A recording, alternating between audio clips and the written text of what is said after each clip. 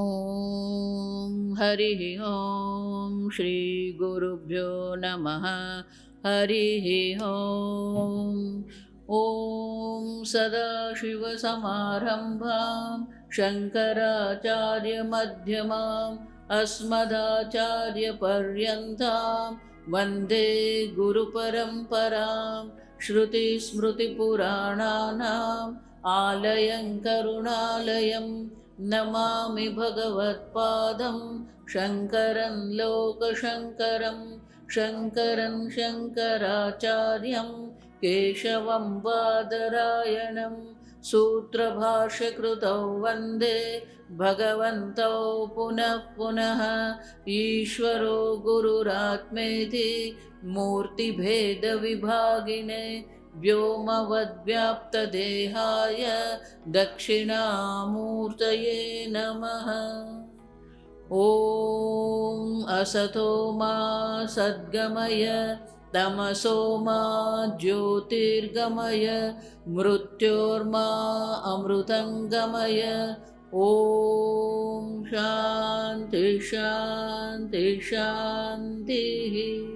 वासुदेवेन्द्रयोगीन्द्रं नत्वा ज्ञानप्रदं गुरुं मुमुक्षूणां हितार्थाय तत्त्वबोधो विधीयते। स्थूलसूक्ष्मकारणशरीरव्यतिरिक्तात् पञ्चकोशातीतः सन् स्वस्थात्रयसाक्षी सच्चिदानन्दस्वरूप सन् यः तिष्ठति स आत्मा। ओम नारायण नारायण। एवं सच्चिदानंद स्वरूपम स्वात्मानं विजानीयात्। कल हम लोग देख रहे थे कि स्वात्मानम और सच्चिदानंद स्वरूपम आत्मा, और उसको विजानीयात जानना है, जानना चाहिए। ये शब्द जो है प्रत्येक, ये उपनिषद से आए हैं। कुछ भी उठा के भगवान हमारे आचार्य नहीं बोल देते हैं, और ये बारंबार बताया जाता है कि वो उपनिषद ही ज्ञान आपको दे रहे हैं। इसलिए कोई जब आक्षेप लगाता है तो वह मिथ्या है। आक्षेप ही मिथ्या है। मिथ्या पर आक्षेप लगाने वाले स्वयं मिथ्या। तो एक बहुत सुंदर आगे बात आएगी माया की। माया, अब यहाँ क्या है कि सच्चिदानंद स्वरूपम, सच्चिदानंद स्वरूप, सच्चित और आनंद हम लोग देख के आए हैं। सच्चित और आनंद, तो ये आनंद, हम लोग आनंद, कोई भी ऐसा प्राणी नहीं है जो सुख नहीं चाहता हो, आनंद नहीं चाहता हो। पर आनंद हम कैसा कैसा आनंद चाहते हैं?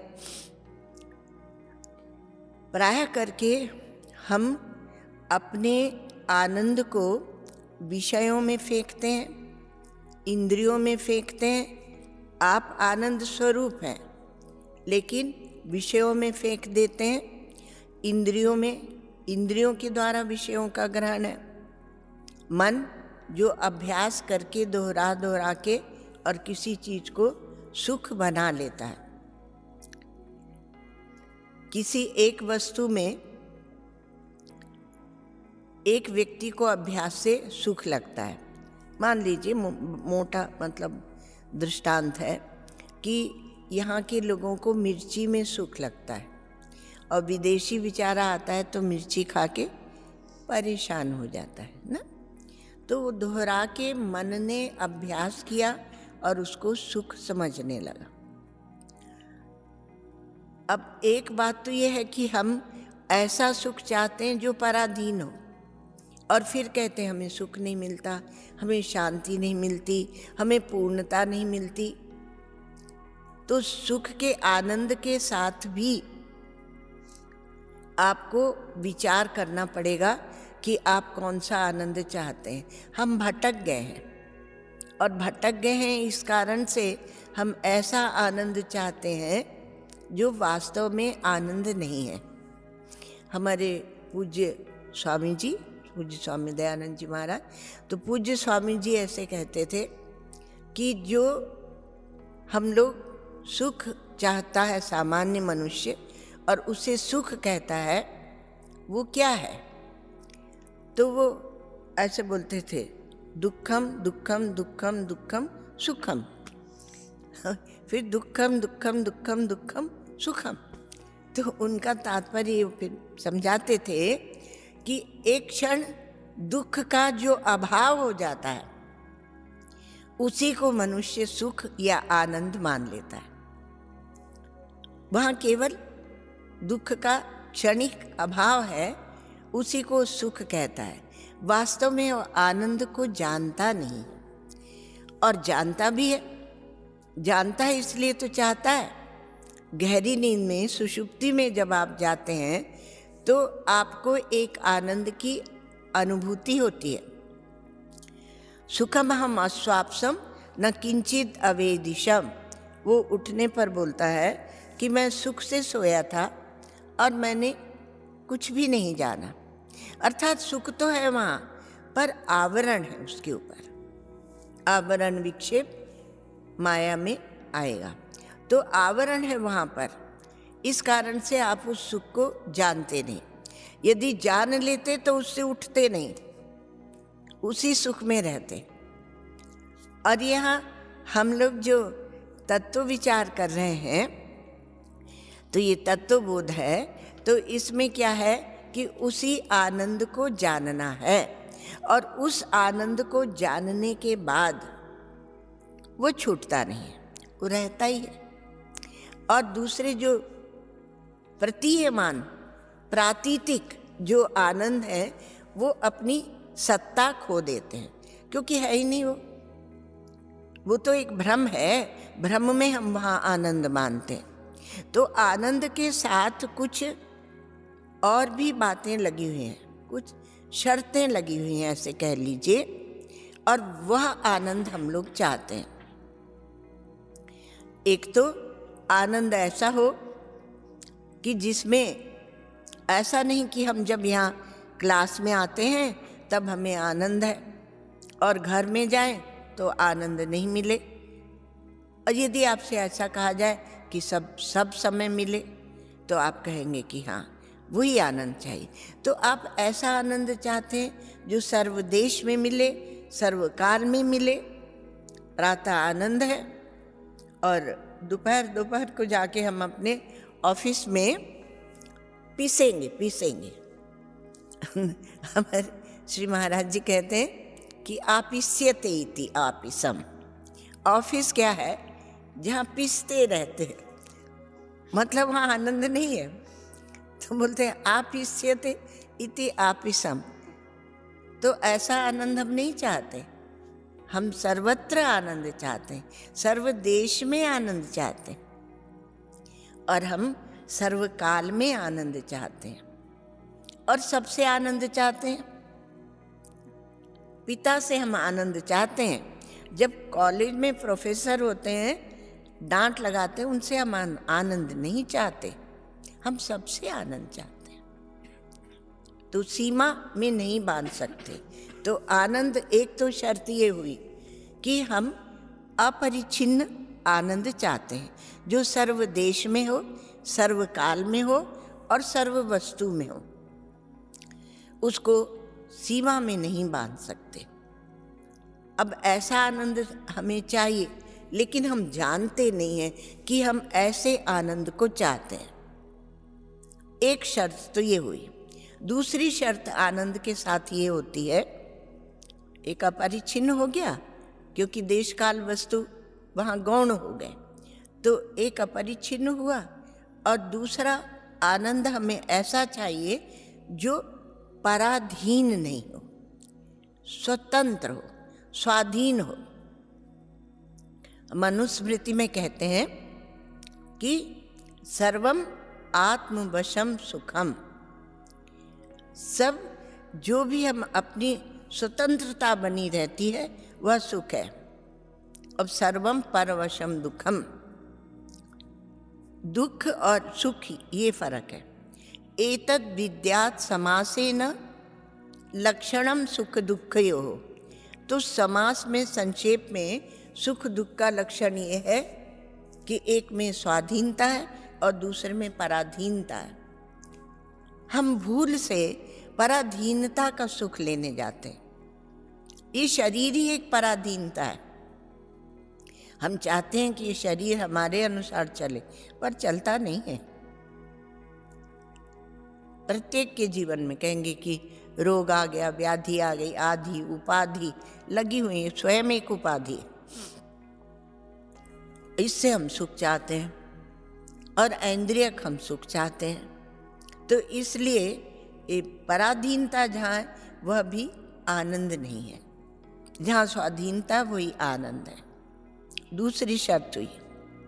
तीसरी शर्त ये हुई कि हम ज्ञात आनंद चाहते हैं, ज्ञान के साथ आनंद चाहते हैं। हम अज्ञात आनंद नहीं चाहते। जैसे कि हमें सुषुप्ति में मिलता है पर हम उठ जाते हैं, क्योंकि वह अज्ञात होता है, वहाँ अज्ञान का आवरण होता है। आप किसी भी व्यक्ति से कहो, उसको बहुत चाव शब्द एक बोलते हैं ना, मतलब उसको बड़ा उत्साह है कि मेरे बेटे की शादी मैं धूमधाम से करूँगा। अब जब बेटे का विवाह हो रहा है तब किन्हीं कारणों से वो मूर्छित हो गया, तो वह क्या कहेगा कि मुझे तो अपने बेटे का विवाह देखना था पर मैं मूर्छित रहा। अर्थात वो ज्ञात आनंद चाहता है, उसे ये दुख होता है। तो ये दुख क्या है? क्योंकि वह विवाह तो हुआ पर उसने नहीं देखा। तो ज्ञात आनंद चाहते हैं, अज्ञात नहीं चाहते। तो हमने क्या शर्त लगाई? एक तो देशकृत, कालकृत, वस्तुकृत परिच्छेद नहीं, और दूसरे शर्त लगाई कि वह स्वतंत्र हो, और तीसरे लगाई आप ये आनंद के ये बिंदु यदि आप समझ लेंगे तो आप अपने प्रत्येक आनंद को देखिए कि वो कहाँ से आ रहा है, क्योंकि आपका स्वरूप आनंद है। और तीसरे कि वो ज्ञात आनंद हो। चौथे, आनंद ऐसा नहीं होना चाहिए कि हम बहुत परिश्रम करें तब आनंद मिले। एक यूनिट, कला बोलते हैं हिंदी में, एक यूनिट है एक कला आनंद की। मान लीजिए 5 कला आनंद आपको मिलेगा जब आप प्रातः से और रात तक फावड़ा चलाएंगे। वो क्या होता है, वो मनरेगा क्या, वहाँ काम करेंगे, और उतना ही आनंद आपको बिना परिश्रम के मिल जाएगा। मौज से बैठे रहो। तो आप कौन सा वाला प्रिफर करेंगे? जो बिना परिश्रम के मिलता है।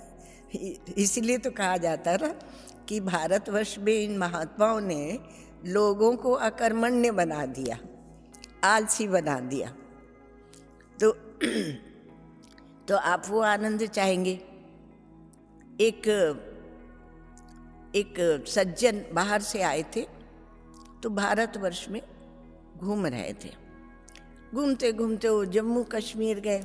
जम्मू, तब वहाँ पर उन्हें अपने जूते में पॉलिश करानी थी। तो एक सामान्य व्यक्ति जूते का सब सामान लेके और एक वृक्ष के नीचे बैठा हुआ था। तो उन्होंने कहा कि तुम सो क्यों रहे हो? तुम लोग आलसी हो, सोते रहते हो, उठो हमारे जूते में पॉलिश करो। वो कहा नहीं, अभी मेरा विश्राम का समय, मैं नहीं उठता। मैं क्यों उठूँ? ये आपको कुछ और लखाना चाह रहे हैं, आप इससे आलस्य और अकर्मण्यता मत सीख लेना। आपके आनंद आपके अंदर है, वो बता रहे। तो बोला मैं नहीं उठता। तो उसने कहा, समझाया कि तुम काम करो, काम करोगे तो तुम्हें ज़्यादा पैसे मिलेंगे, तुम अच्छी एक व्यवस्थित दुकान खरीद लोगे, अब वो ऐसे लेटे लेटे पूछता रहा। फिर उसके बाद फिर तुम अपने साथ बहुत से कर्मचारी रख लेना। ऐसे उसका व्यापार बढ़ाते गए। उसने कहा फिर उसके बाद, तो उसने कहा फिर तुम आराम से रहना। तो बोला मैं अभी आराम से हूँ। अब विस्तार करके नहीं सुना रहे, पर वो कहा कि मैं अभी आराम से हूँ। तो अनायास जो आनंद है हम वो चाहते हैं, बिना परिश्रम के अनायास। और अनायास आपका आत्मा ही है, उसमें कोई परिश्रम नहीं है, कोई आयास नहीं है, कोई परिश्रम नहीं है। तो वास्तव में हम आत्मा को चाहते हैं, पर हम कहते हैं कि हम ऐसा आनंद चाहते हैं, ऐसा मतलब व्यर्थ की वस्तुओं में जहाँ दुख ही दुख है, जो क्षणिक है, वहाँ हम आनंद लेने जाते हैं। फिर हम बोलते हैं क्या, क्षणिकम क्षणिकम दुखम दुखम, और भी है इसके साथ, पर आगे आपके सोचने के लिए छोड़ देंगे। तो वो हम शर्तें आनंद के साथ ये है, पर हम उल्टी शर्तें लगा के और उस आनंद को खोजते हैं। क्यों? क्योंकि मूढ़ है। मूढ़ अर्थात बुद्धि से हमने विवेक विचार नहीं किया, हमने जाके अपने आचार्य के पास और ज्ञान नहीं लिया, इसलिए हम उल्टे सीधे आनंद में और चलते रहते हैं। वो आनंद होता ही नहीं। फिर कुछ नहीं मिलता तो अपना नाम आनंद रख लेते, आनंदिक नाम रख लेते और सोचते हैं कि उससे हमें, वो बोलते जैसा नाम होगा वैसा हो जाएगा, तो नाम रख लेते हैं। तो ये आनंद जो है, एक और बात है, हमारे यहाँ धर्म में ही पराधीन आनंद को हटा दिया जाता है, वहीं से स्वतंत्र आनंद। तो क्या कहते हैं कि जितना आप दूसरे को दोगे उतना आपका आनंद बढ़ेगा। क्यों बढ़ेगा? क्योंकि वहाँ भी वही आत्मा है, आत्मा एक है। आत्मा को अलग अलग नहीं करो, तो आत्मा एक है, तो उससे भी आनंद मिलेगा, दूसरे की सेवा करने से भी आनंद मिलेगा। कठोर बोल के, दूसरे को सता के किसी को आनंद ना आज तक मिला है, न मिलेगा। और जो ऐसा भ्रम रखते हैं कि दूसरे को मार के और फिर हम स्वर्ग में जाएंगे, तो ऐसे, और अकारण कोई दुष्ट हो और उसका वध, तो वैदिक है।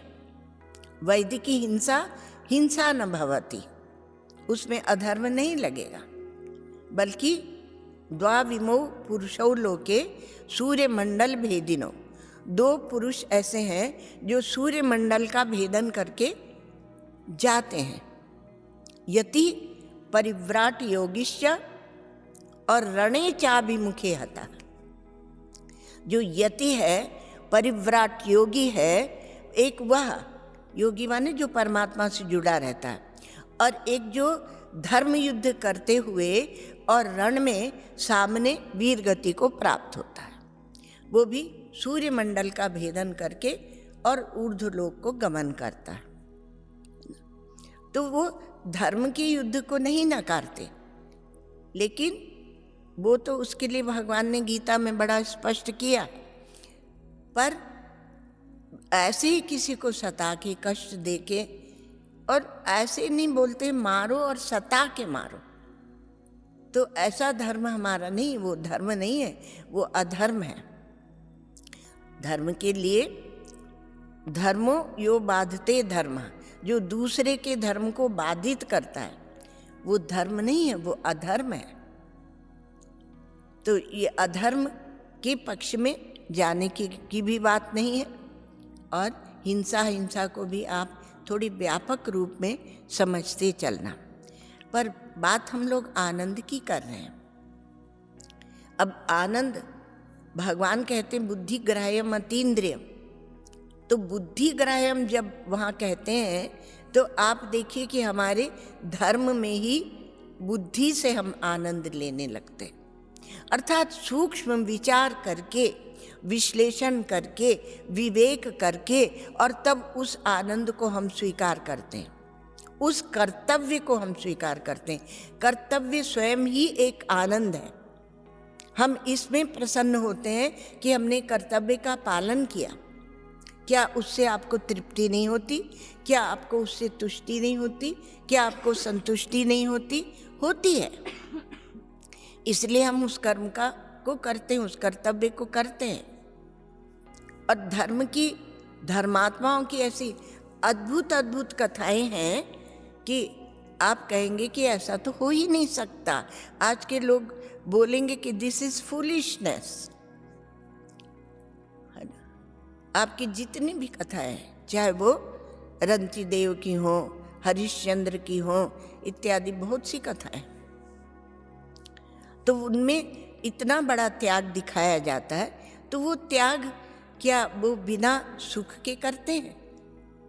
कहाँ उनकी बुद्धि बैठती? थोड़ा उस बुद्धि के, हम नहीं कहते कि आप आत्मा के स्तर पर बैठें, पर धर्म के विचार में ही आप उनकी बुद्धि के साथ तो बैठे कि वो महात्मा, वो धर्मात्मा कहाँ बैठते थे, जो कि दूसरे दधीची की कथा है, अपने शरीर को छोड़ देते हैं। तो ऐसी ऐसी कथाएं, क्योंकि आप समझ सकें कि एक अलौकिक, एक देहातीत आनंद भी होता है। तो धर्म ही आपको धीरे से उस भूमिका में ले जाता है, आपकी बुद्धि को पवित्र करके और परमात्मा से जोड़ता है।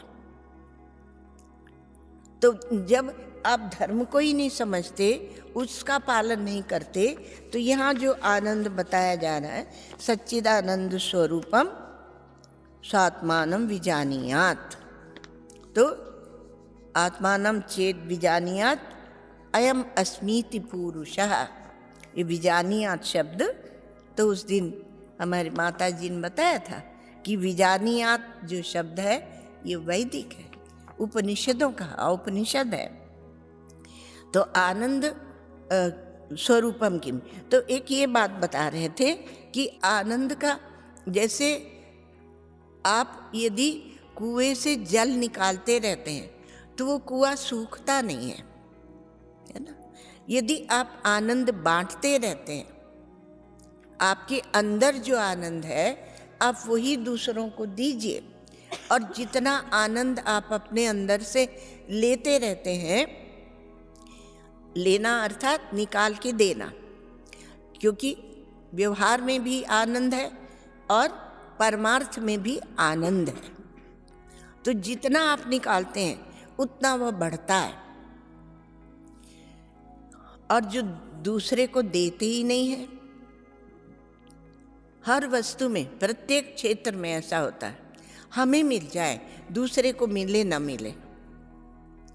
और अभी क्या है कि हम दूसरे को देना ही भूल गए हैं, सीख नहीं पाए, क्योंकि हमें वही सिखा दिया जाता है। इसका कारण क्या हुआ कि हम अर्थ केंद्रित हो गए। धर्म अर्थ काम मोक्ष चारों पुरुषार्थ हैं, पर ऐसे क्यों बोलते हैं धर्म अर्थ काम मोक्ष, ऐसे क्यों बोलते हैं हमारे यहाँ? क्योंकि धर्म के द्वारा शासित होना चाहिए अर्थ और काम। यदि अर्थ और काम धर्म के द्वारा शासित और मोक्षोन्मुख, मोक्ष की ओर उन्मुख नहीं होंगे, तो वो अर्थ और काम आपको सुख नहीं देंगे, ना आपको, न समष्टि को, सर्वत सबको सुख नहीं देंगे, वो छोटा कर देंगे आपको। तो वो अर्थ और काम का क्या हुआ कि हम अर्थ केंद्रित हमारा जीवन हो गया, इसलिए हम संकीर्ण हो गए, और इसलिए अब हमारी सनातन धर्म की व्यापकता को हम नहीं समझ पा रहे। और इतना बड़ा धर्म, एक कष्ट की बात बताते हैं आपको, हम लोग देखते हैं इसलिए बोलते हैं कि इतना बड़ा धर्म, और आज हम लोग क्या करते हैं, दूसरे जो धर्म ही नहीं है, जो अधर्म है, कुधर्म है, विधर्म है, उनके साथ जाके उनके ओर देख देख के और उनके साथ अपनी तुलना करते हैं। क्यों करते हो भाई तुलना? मत करो। उन्होंने ऐसे किया तो हम भी ऐसे करेंगे, उन्होंने ऐसे किया तो हम भी ऐसे करेंगे। आपकी इतनी बड़ी उदारता है, आपकी वसुधैव कुटुंबकम की भावना है। आप अपनी उदारता में रहें तभी ये आनंद आएगा। यदि धर्म नहीं है आपके जीवन में तो ब्रह्म भी नहीं आ सकता। पहले धर्म चाहिए। ना विरतो दुश्चरिता, ना शांतो न समाहिता, ना शांत मानसो वापी प्रज्ञाने नहीं न मापनुयात। केवल बुद्धि से हम जान लेंगे तो नहीं जान पाएंगे। ना विरतो दुश्चरित्र से विमुख नहीं हुए और हमेशा अशांत रहते हैं। जो दूसरे को मारना अपना धर्म समझते हैं, आप सोचिए वो कितने अशांत रहते होंगे। यदि एक किसी को एक शब्द जोर से बोल के डांट देते हैं तो दुख लगता है, कष्ट होता है ना। और जो दूसरे को मार के, और एक दो नहीं सबको मारो, तो कितने अशांत होंगे। और हमारे वेदों में क्या कह रहे हैं? ना विरतो दुश्चरिता, ना अशांतो ना समाहिता। जो समाहित नहीं है, असमाहित है। और प्रज्ञाने नहीं न मापनुयात। केवल बुद्धि के बल से आप उसको प्राप्त नहीं कर सकते हैं, उस परमात्मा को। ऐसा आपको एक बात बताई कि यहाँ से हमें चलना पड़ेगा। तो जब हम दूसरे को प्रेम, आनंद का जो प्रतिबिंबित रूप है, अर्थात जो व्यवहारिक रूप है, जो अंतःकरण में जाके अपने आप को उच्छलित करता है, दिखाता है, उसे कहते हैं प्रेम। उसका नाम है प्रेम। और इसलिए आनंद आनंद कह रहे थे, अभी ठीक शब्द आया। तो प्रेम को आप जितना बांटेंगे, जितना आप प्रेम को बांटेंगे उतना वो बढ़ेगा। सबसे ज़्यादा प्रेम जहाँ होता है वो सबसे ज़्यादा द्रवित होता है। आपको बताएं, ये जल सबसे ज़्यादा कहाँ होता है? हम लोग कुएं का दृष्टांत लिए तो कहा कुएं में से जितना जल निकालोगे और बढ़ेगा, अर्थात जितना प्रेम बांटोगे और प्रेम आएगा। अभी क्या है हमारे यहाँ कुटुंब में, समाज में भी वो सास और बहू का झगड़ा चलता रहेगा, क्योंकि उदारता नहीं है, प्रेम नहीं है। ये सब आत्मा के धर्म है। आत्मा के धर्मों को स्वीकार करना पड़ेगा। तो सबसे ज्यादा जल कहाँ होता है? समुद्र में। और इसलिए समुद्र से बादल उठते और बरस जाते हैं। तो सबसे ज्यादा आनंद जिसके पास है वो आनंद बांटेगा, और जिसके पास आनंद नहीं है वो कहाँ से बांटेगा? एक भिखारी के पास पैसा नहीं है और उससे कहो तुम 1000 करोड़ का दान करो। अब आपको बात प्रेम की उसमें नहीं समझ में आएगी, पर पैसे में समझ आ जाएगी। पैसे का दृष्टांत, तो उसके पास है ही नहीं, बेचारा कंगाल है। ऐसे ही प्रेम बांटो, प्रेम बांटो, पर जिसके हृदय में प्रेम है ही नहीं तो कहाँ से बांटेगा? तो जो जिसके पास पूरा समुद्र भरा है, जो बहुत सुंदर बात याद आ गई, जो आनंद सिंधु सुख राशि, हमारे भगवान के लिए क्या कहते हैं? परमात्मा के लिए, चाहे कृष्ण हो राम हो, जो आनंद सिंधु, आनंद की सिंधु है, सुख राशि, और राशि राशि सुख वहाँ उछलता रहता है। और सीकर तय त्रैलोक सुपासी, सीकर की बात, सीकर माने उसमें से एक जैसे एक बूंद निकलती है ना, और बूंद भी छिटक के कई उसमें बट जाती है, उसको बोलते हैं सीकर। तो उनके उस आनंद सिंधु का जो सीकर है, उस सीकर से 3 लोग वो संतुष्ट हो जाते हैं। उनको तृप्ति मिलती है, उन्हें प्रेम मिलता है। आपको प्रेम कहाँ से मिल रहा है? आपके हृदय में जो प्रेम है, जैसे आपने कुआं खोदा और उसमें से जल निकाला, वैसे ये प्रेम कहाँ से निकला? ये प्रेम आपके अंदर आया उस आनंद सिंधु सुख राशि से। प्राण प्राण के, जीवन जी के, तुम प्रिय के प्रिय राम। वो चित्रकूट में अयोध्यावासी कहते हैं कि प्राण प्राण के, जीवन जी के, तुम सुख के सुख राम। तुम तजी जिन्हई सुहात ग्रह, तिन्हई विधाता वाम। और आपको छोड़ के जिसको अब घर की याद आए कि हम घर जाएं, वापस अयोध्या जाएं, तो उनको तो विधाता वाम, उनको तो विधाता ने छल लिया है, उन्हें ठग लिया है। वो वंचित, ठगने को वंचना भी बोलते हैं, अर्थात उन्हें सत्य से, उस परमात्मा से, उस आनंद से वंचित कर दिया है। तिन्हई विधाता वाम। तो ऐसे हम लोगों को ठग लिया है, तो हम कहाँ से आनंद लेने जाते हैं? बोलते हैं कि आप उसको, रसोईया को बोलते हैं आज ऐसा करो, आज ये बना लो, वो बना लो, जो भी आप नाम, पकोड़ा पकोड़ा रख लो, समोसा।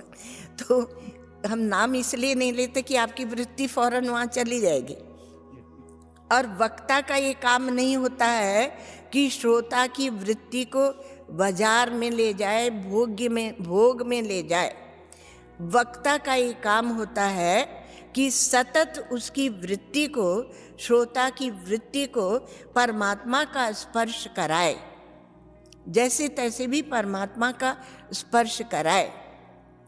इसलिए हमें याद है, नाम सब याद है, ऐसा नहीं कि भूल गए, पर वो विषयों का नाम क्यों ले? तो आप विषय से सुख चाहते हैं, उससे सुख चाहते हैं, और आनंद सिंधु, आनंद राशि आपके हृदय में विराजमान है। इसलिए भाष्यकार भगवान कहते हैं सच्चिदानंद स्वरूपम स्व आत्मानम। अपनी आत्मा में ही उसे देखो, अपने आप में जानो, विजानियात, उसको जानो। इधर उधर जाने की जरूरत नहीं है। इसलिए कहते हैं कि एकांते सुखमास्यताम परतरे, भगवान शंकराचार्य कहते हैं एकांते सुखमास्यताम परतरे चेतः समाधीयताम। तो ऐसी वस्तु को छोड़कर और हम कहाँ भटकते हैं? बोलते हैं सूरदास प्रभु, कामधेनु तजी छेरी कौन दुहावे। कामधेनु उपलब्ध है और वो छेरी माने बकरी, बकरी का दूध निकालने जाते हैं। तो मेरो मन अनत कहाँ सुख पावे, मेरा मन अन्यत्र कहाँ सुख पाएगा? जो आनंद का सिंधु है उन्हीं से सुख लो ना। जो इसको समझते नहीं हैं तो वो बोलते हैं कि भाई किस उल्टे रास्ते पे चल पड़े। कोई जब परमार्थ के मार्ग पर जाता है तो दूसरे सब, हमारे श्री गुरुदेव एक बात कहते हैं कि क्या है कि ये संसार एक समुद्र है, जन्म मृत्यु भव सागर कहते ही है ना बार बार। अब यहाँ जो इससे मुक्त होना चाहता है तो थोड़ा सा ऊपर उठ जाता है। थोड़ा जब ऊपर उठता है तो दूसरे जो लोग हैं जो इसमें डूब उतर आ रहे हैं, थोड़ा सा सांस ले रहे हैं, फिर डूब रहे हैं, फिर मर रहे हैं, क्लेश कलह में फंसे हुए हैं, उसी को जीवन मानते हैं। और उद्धरे आत्मना आत्मानम न आत्मानम। तो ऐसे जो ऊपर उठ रहा है तो उसकी टांग पकड़ पकड़ के खींच लेते हैं। तो इसलिए सावधान करते भगवान, ना आत्मानम अवसादयेत, उसमें उनको वो टांग पकड़ के खींचेंगे। और प्रायः क्या कहते हैं सब, लोग क्या कहेंगे, उनकी तर्क युक्ति में कोई बल नहीं होता। वो यही कहते हैं कि लोग क्या कहेंगे। तुम अगर इस मार्ग पे चल रहे हो तो दूसरे, वो अड़ोसी ने ये कहा, पड़ोसी ने ये कहा, उसने ये कहा, लोग क्या कहेंगे। उस समय दृष्टि ये रखो कि हमारे भगवान शंकराचार्य भगवान क्या कहते हैं। आपका उद्धार, आपका कल्याण करने के लिए वो चिंता नहीं करते कि लोग क्या कहेंगे। वो चिंता नहीं करते, वो आपको उठाने के लिए। इसलिए बोलते हैं, पूज्य स्वामी चिन्मयानंद जी बोलते थे कि Shri Krishna is for masses and Shankara is for classes. मतलब जो एक धरातल में ऊपर उठे हैं और सन्यास के प्रेमी हैं, उनके लिए भगवान शंकराचार्य हैं। और जो किसने छुड़ाया घर, हमसे कोई पूछते थे बहुत पहले, किसने छुड़ाया घर, का भगवान शंकराचार्य ने छुड़ाया। उनको पढ़ने के बाद तुम घर में नहीं रह सकते हो। यदि रहते हो तो कुछ गड़बड़ है भाई। मतलब उनसे प्रेम से आप जुड़े नहीं हैं, और सबके स्तर पे वो उतर के आएंगे। आपके लिए ये सगुण साकार का स्तोत्र भी देंगे, आपके लिए कहीं से भी आपको उठाएंगे। ये महा अद्भुत एक करुणा का अवतार है। और इसलिए हमारे महात्मा लोग क्या कहते हैं कि जितने अवतार आए, श्री राम हो, कृष्ण, जो भी आए, वो अपना जो आयुध लाए थे, वो अपना आयुध लेकर गए साथ में, यहाँ छोड़कर नहीं गए। लेकिन आचार्य शंकर अपना आयुध यहीं छोड़कर गए। और वो क्या है, उनका आयुध क्या है? उनका आयुध है उनका भाष्य, और उसमें श्रुति, युक्ति और अनुभूति, तीन का उनका त्रिशूल है। श्रुति, युक्ति और अनुभूति, ऐसी ऐसी युक्तियां देंगे। और अनुभूति की तो क्या स्पष्टता, और श्रुतियों के बिना बोलेंगे नहीं। वो ऐसे स्वतंत्र भी बोल सकते हैं, लेकिन इतनी श्रुतियों का प्रमाण देंगे, कहीं एक शब्द, कहीं दो शब्द, कहीं पूरा मंत्र। तो ये उनकी करुणा है। तो वही बोल रहे हैं कि सच्चिदानंद स्वरूपम एवं सच्चिदानंद स्वरूपम स्व आत्मानम विजानियात। आप उसको जानिए, तब आप वास्तविक आनंद को जानेंगे। झूठे, प्रतिबिंबित, आभासिक, प्रातिभासिक आनंद को स्वीकृति मत दो। वो आनंद आपके लिए नहीं है। झूठे, जैसे मृग मरीचिका का जल, वो भटकता रहता है बेचारा। कस्तूरी कुंडल बसे, मृग ढूंढे बन माही। ऐसे घट घट राम है, दुनिया जानत नाही। तो आपके हृदय में ही वो आनंद है, आप स्वयं वो है। आप उसको जानिए, और उनकी, भगवान की करुणा के साथ उनकी करुणा को व्यर्थ नहीं जाने देना। जो इतनी बड़ी करुणा वो देकर गए हैं हम लोगों के लिए, देश के लिए, उसको व्यर्थ हजारों साल से, और उनकी करुणा को के आलम्बन को पकड़ के, उसको पकड़ के, और कितने मुक्त हो रहे, कितने सन्यासी हो गए, कितने महात्मा हो गए। तो उसकी ओर ध्यान दें।